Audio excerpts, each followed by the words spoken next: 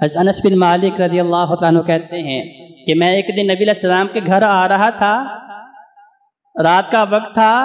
14ویں کا چاند چمک رہا تھا، تو کہتے ہیں میں نے دل میں سوچا کتنا خوبصورت منظر ہے کہ 14ویں کا چاند پوری آب و تاب کے ساتھ اپنی رانائیاں جو ہے زمین کے اوپر بکھیر رہا ہے اور ریت کے ذرات موتیوں کی طرح چمک رہے ہیں۔ تو میرے ذہن کے اندر یہ خیال آیا کہ شاید کائنات میں اللہ نے جتنی بھی خوبصورت چیزیں پیدا کی ہیں ان میں سے سب سے خوبصورت ترین چیز اگر کوئی ہے تو وہ یہ چاند ہے، کیونکہ یہ بھی اللہ کی مخلوق ہے، اللہ نے اسے بھی بنایا ہے، پیدا کیا ہے۔ کہتے ہیں اسی سوچ کے اندر چلتے چلتے جب میں نبی علیہ السلام کے گھر میں داخل ہوتا ہوں، آقا علیہ السلام کمبلی اوڑھے لیٹے ہوئے ہیں، جب اچانک سے نظر نبی علیہ السلام کے پرنور چہرے پہ پڑتی ہے میں بھول جاتا ہوں کہ چاند بھی خوبصورت ہے۔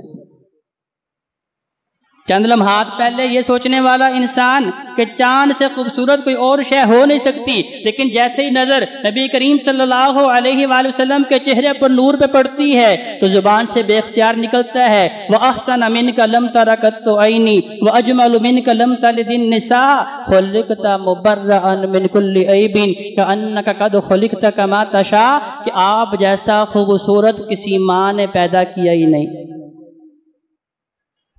آپ جیسا حسین و جمیل کسی آنکھ نے اس سے پہلے دیکھا ہی نہیں۔ خلقت مبرعا من کل عیب، نبی کریم علیہ السلام کو دیکھ کے تو یوں لگتا ہے کہ ساری خوبصورتیوں کو اگر کسی ایک جگہ پہ اکٹھا دیکھنا ہو نبی کریم صلی اللہ علیہ وآلہ وسلم کے پرنور چہرے کو دیکھ لے۔ اور کسی نے بیان کرنے والے نے یہ بھی کہا حسن یوسف دم عیسیٰ ید بیضہ داری آنچ خوبہ ہما دارن تو تنہا داری، کہ لوگ حضرت یوسف علیہ السلام کے حسن کے چرچے کرتے ہیں، موسیٰ علیہ السلام کے معجزات کے چرچے کرتے ہیں، عیسیٰ علیہ السلام کے معجزات کے تذکرے کرتے ہیں، ان ساری چیزوں کو اگر کسی ایک ہستی میں دیکھنا ہے نبی کریم صلی اللہ علیہ وآلہ وسلم کی شخصیت کے اندر دیکھ لیں۔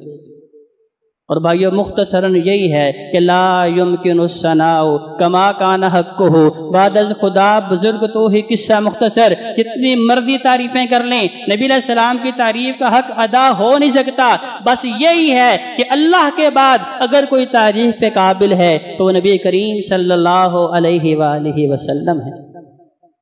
تو بھائی گویا کہ 3 وجوہات کہ انسان کا اخلاق بڑا اعلیٰ ہو اس لیے لوگ محبت کرتے ہیں، تو سب سے اعلیٰ اخلاق میرے نبی کا لوگ اس لیے محبت کرتے ہیں کہ اللہ نے حیثیت بڑی بلند دی ہے، مقام بڑا بلند دیا ہے، تو سب سے بلند و بالا مقام میرے نبی کا لوگ اس لیے محبت کرتے ہیں۔ خوبصورت بڑا ہے، سونا بڑا ہے، تو سب سے خوبصورت میرا نبی، لہذا ان تمام وجوہات کی بنا پہ مجھے نبی علیہ السلام سے محبت کرنی ہے۔ اگر نہیں ہے، اگر محبت جو ہے 100% نہیں ہے، 1% بھی کم ہو جائے تو چاہے وہ مراد رسول کیوں نہ ہو، عمر فاروق ہی کیوں نہ ہو، جس کے متعلق نبی علیہ السلام نے کہا تھا کہ میرے بعد اگر کوئی نبی بننے کے لائق ہے وہ عمر فاروق ہے، وہ عمر فاروق جس کے متعلق نبی علیہ السلام نے کہا کہ جس راستے سے عمر گزرتا ہے اس راستے پہ شیطان نہیں آتا، جس عمر کو نبی کریم صلی اللہ علیہ وآلہ وسلم نے رب سے مانگ کے لیا ہے۔ آقا علیہ السلام پوچھتے ہیں اے عمر بتاؤ میرے ساتھ محبت کتنی ہے؟ کہتے ہیں یا رسول اللہ اپنی اولاد سے بڑھ کے، اپنے ماں باپ سے بڑھ کے، دنیا وما فیہا کی ساری محبتوں سے بڑھ کے۔ کہا کہ اپنی جان سے بڑھ کے بھی میرے ساتھ محبت کرتے ہو؟ عمر نے انکار نہیں کیا لیکن سوچ میں پڑ جاتے ہیں کہ میں نے کبھی اس نقطے تک جا کے سوچا ہی نہیں کہ اپنی جان سے بڑھ کے بھی میں نبی علیہ السلام سے محبت کرتا ہوں یا نہیں کرتا۔